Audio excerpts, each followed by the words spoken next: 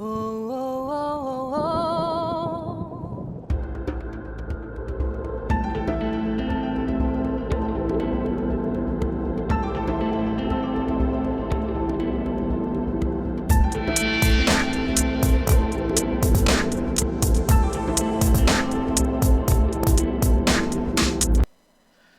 Bonjour à tous, dans cette vidéo, nous allons voir le plan de Dieu pour l'homme. Quel est le plan de Dieu pour l'homme?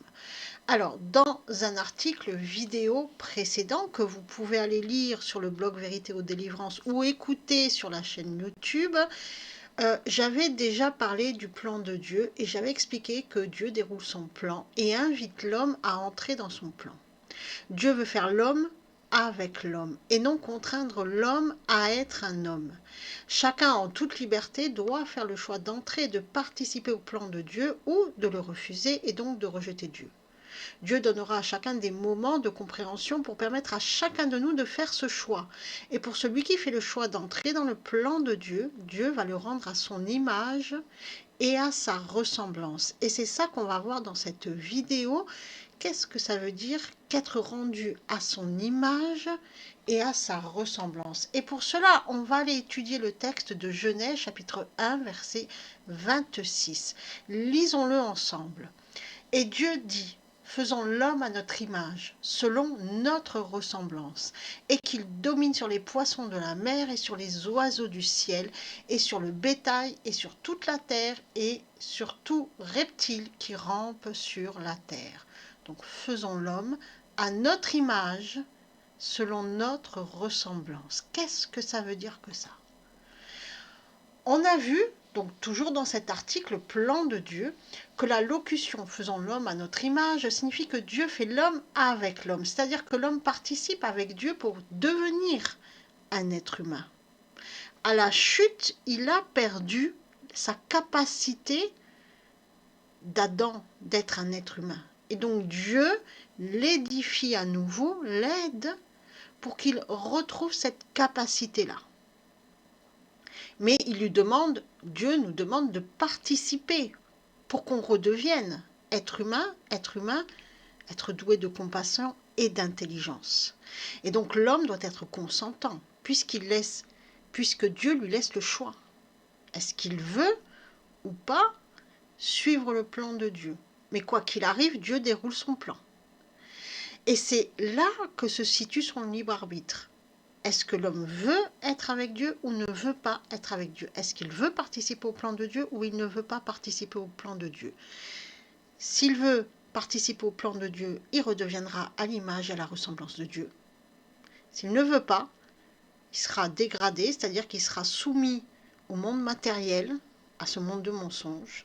Et là, il part finalement dans tout un processus de dégradation. Dieu veut faire grandir l'homme et il le fait grandir spirituellement, toujours avec son accord.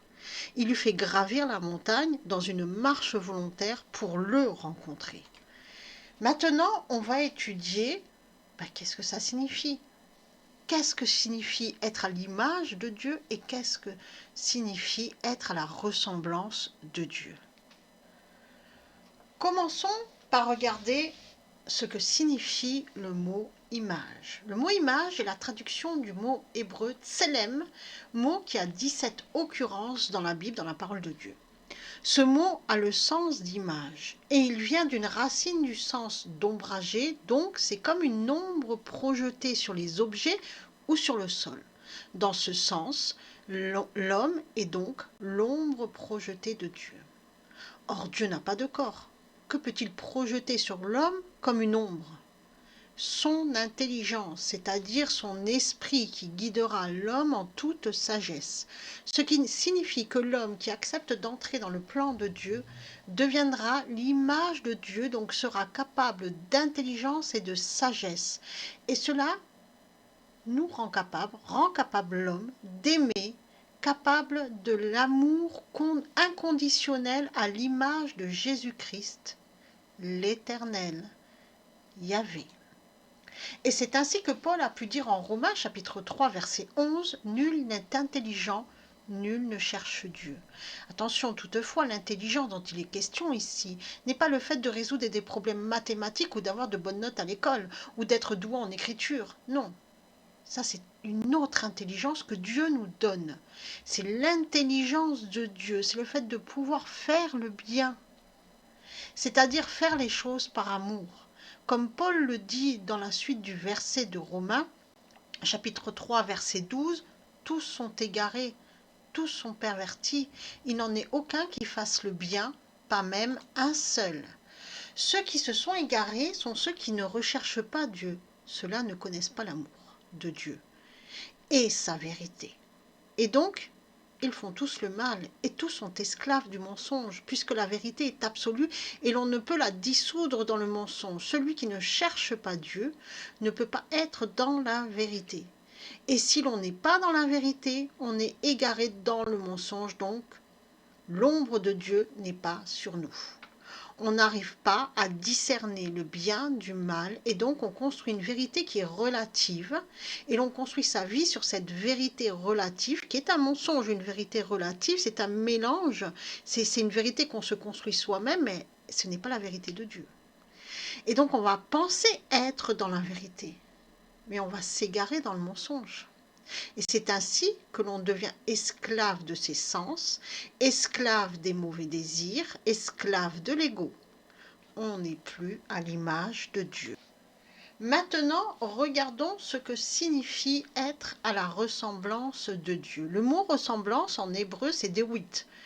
La racine de ce mot est dama, qui est un verbe dont la signification est être comme, ressembler à, comparer, imaginer, penser, résoudre, se rendre identique à.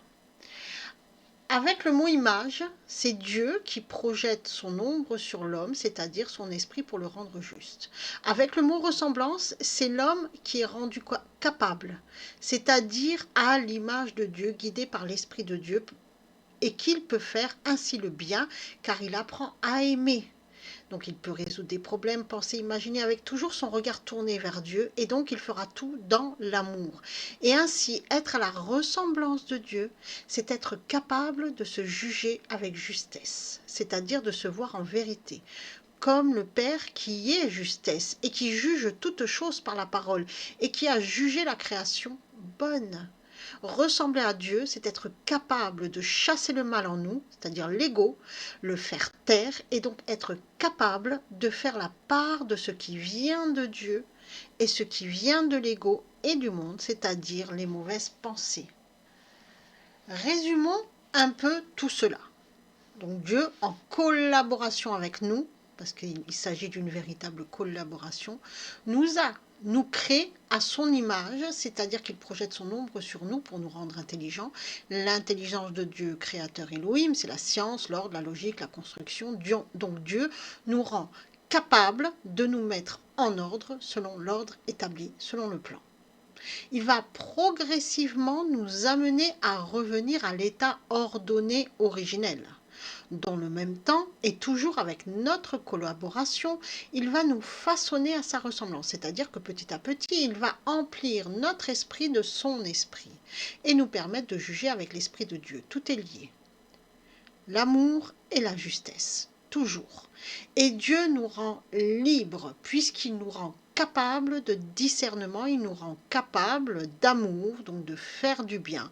Il nous rend capables de faire le bien à son prochain, de s'aimer soi-même et d'aimer son prochain, d'aimer Dieu, d'aimer soi-même, d'aimer son prochain comme nous-mêmes, notre prochain comme nous-mêmes. Cela, bien sûr, ne peut s'établir que dans une relation sincère avec Dieu, dans la foi. Sans une relation sincère, Dieu ne peut pas nourrir notre esprit de sa parole et de son esprit.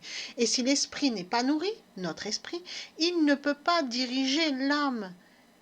Et c'est l'âme, avec tous les désirs de la chair, qui va s'exprimer dans nos pensées, puisque elle va être ballottée entre l'ego et la chair. Donc pour faire taire l'ego, pour pas que l'âme soit névrosée, il faut nourrir notre esprit de la parole de Dieu. Voici donc la création de l'homme. Mais Dieu opère une différence entre l'homme et la femme, comme on peut le lire en Genèse chapitre 1 verset 27.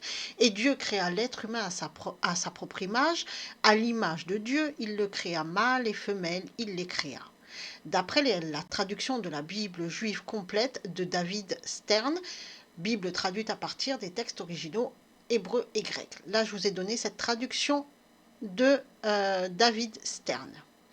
Mais dans de nombreuses autres traductions, notamment la Louis II et la Bible de Jérusalem, on trouve ce verset traduit de cette façon, le verset 27. Dieu créa l'homme à son image, il le créa à l'image de Dieu, il créa l'homme et la femme, ce qui induit en erreur le lecteur, et c'est ce qui a permis à certains de penser que la femme n'avait pas été créée à l'image de Dieu. Seul l'homme avait été créé, puisqu'on a Dieu créa l'homme à son image, et après, donc il créa l'homme, et ensuite, après, il créa la femme. Donc la femme est à part de l'homme. Vous comprenez? Donc ça, c'est très pernicieux parce que ça crée en fait des dissonances dans notre esprit. Et donc, ça fait penser que la femme n'a pas été créée à l'image de Dieu et que seul l'homme a été créé à l'image de Dieu. Et ainsi, la femme est seulement la compagne de l'homme. Elle lui sert juste de compagne, point barre. Et c'est faux. Et donc, la femme ne peut pas être disciple de Dieu. Donc, elle doit être soumise à l'homme. Mais c'est une catastrophe, en fait. Une catastrophe. Et si l'on prend la véritable parole en hébreu, il est dit que l'homme et la femme sont des êtres humains, tous deux des êtres humains créés à l'image de Dieu, mais que génétiquement, ils sont différents par leur genre. L'un mâle, l'autre femelle. Et si nous lisons ce verset 7, d'après la traduction dynamique de la Bible interlinéaire, nous avons Dieu créa l'être humain comme une image de lui-même. Il le créa à l'image de Dieu, il les créa hommes et femmes. On comprend bien que l'homme et la femme sont des êtres humains. Maintenant, on va regarder attentivement cette illustration, ce verset 27 selon la traduction de la Bible interlinéaire. Et on va voir Dieu créa l'être humain. L'être humain en hébreu, c'est littéralement l'Adam. Donc l'Adam, c'est le premier être humain, celui qui a reçu l'esprit. Et dans Adam, on retrouve le mot d'âme. D'âme, c'est le sang. C'est celui qui a le sang de Dieu. D'accord? Génétiquement, il est créé par Dieu, parfaitement. Et c'est celui qui a été formé de la terre, du sol. Donc pour le créer, Dieu a pris de la matière, forcément. Littéralement, la racine de ce mot Adam en hébreu est un verbe qui désigne être de couleur rouge. C'est l'Adam qui a reçu le souffle de vie, qui le rend à l'image et à la ressemblance de Dieu. L'être humain, Adam, littéralement, signifie celui qui est à l'image et à la ressemblance de Dieu. Et c'est là où Dieu veut que l'on retourne à ce stade-là. Et c'est pour ça qu'il nous édifie, il nous apprend, il nous enseigne. Maintenant, continuons. Comme une image de lui-même, il le créa à l'image de Dieu, il les créa, homme, en hébreu zaka, littéralement le mâle, et femelle, femme, nekeba, littéralement femelle. C'est-à-dire que l'Adam, ça ne veut pas dire qu'il est à la fois mâle et femelle, c'est-à-dire qu'il est partagé en deux. Il y a l'Adam femelle et l'Adam mâle. Voilà ce que ça signifie. Donc tous deux, ils sont êtres humains. Tous deux créés à l'image et à la ressemblance de Dieu. L'un a le genre masculin et l'autre a le genre féminin. Ce sont tous deux des Adams, des êtres humains. Il faut vraiment comprendre cela parce que ça résoudrait beaucoup de problèmes liés notamment à cette différence homme-femme que certains opèrent.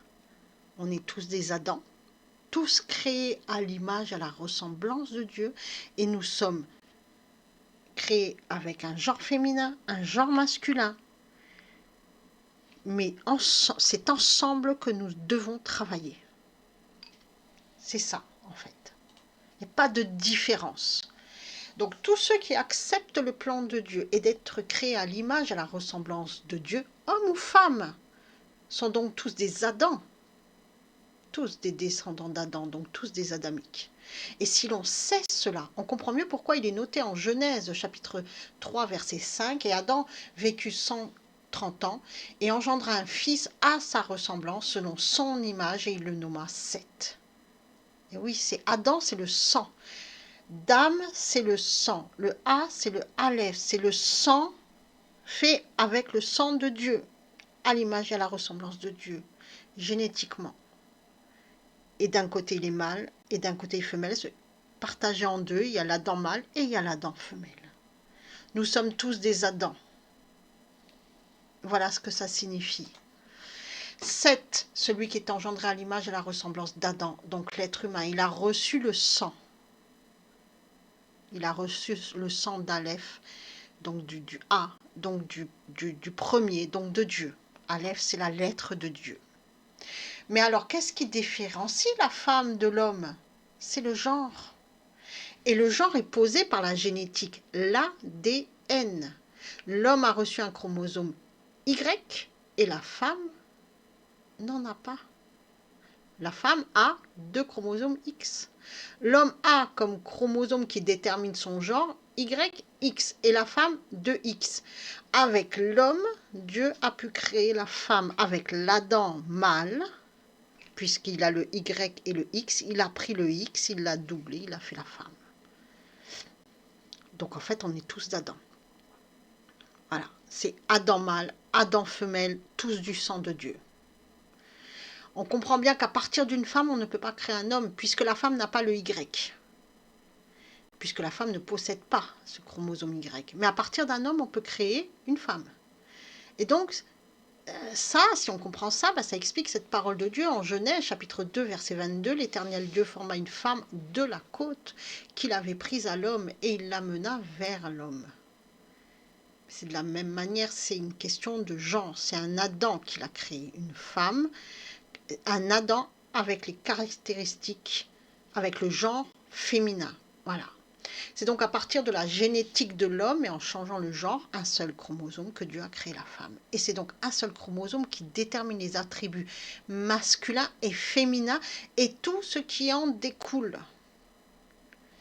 Et ces tentatives désespérées de détruire cette loi de Dieu ne font que le détruire, font que de détruire l'homme finalement, l'Adam, homme-femme, puisqu'elles sont contraires à sa propre génétique et donc à ce qu'il est en vérité. Que Dieu vous éloigne des mensonges du monde, vous remplisse de sa vérité et qu'il vous bénisse.